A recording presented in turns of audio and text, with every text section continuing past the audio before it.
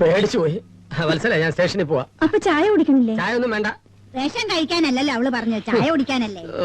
എനിക്കല്ലിപ്പോ ധൃതിയുണ്ട്. എന്താ ഇത്ര ധൃതി? പുതിയ CA വന്നോണ്ടാണോ? അതുകൊണ്ടൊന്നും അല്ലടി. നിന്റെ പുന്നാര മോനെ കണി കണ്ടേച്ച് പോയാ നോക്കിയേ, ഇനി ആശുപത്രി കൊടുക്കാൻ എന്റെ കാശില്ല.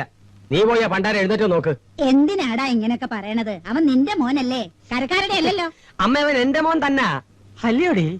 പക്ഷെ ഞാൻ പുറത്തേക്ക് പോകുമ്പോ അവനെ കണി കണ്ടേച്ച് പോയാ അമ്മ തന്നെയല്ലേ ഇന്നലെ എനിക്ക് മരുന്ന് ഉരുട്ടി തന്ന്. അവന് ഞാനും മുന്നാളാ തമ്മിൽ ചേരില്ല.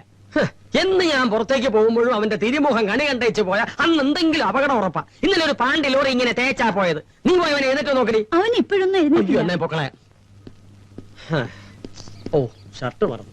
കൃത്യസമയത്ത് ഡ്യൂട്ടിക്ക് ജോയിൻ ചെയ്ത കാലം മറന്നു. ആ കാലമടം കാരണം അവിടെ ചെന്ന് ഉറങ്ങാനും പറ്റിയല്ല. ഞാനൊന്നിനും അറിഞ്ഞിട്ടില്ല. അയ്യോ ജമ്മം പാഴ്, ആ മുഖം കണ്ടു.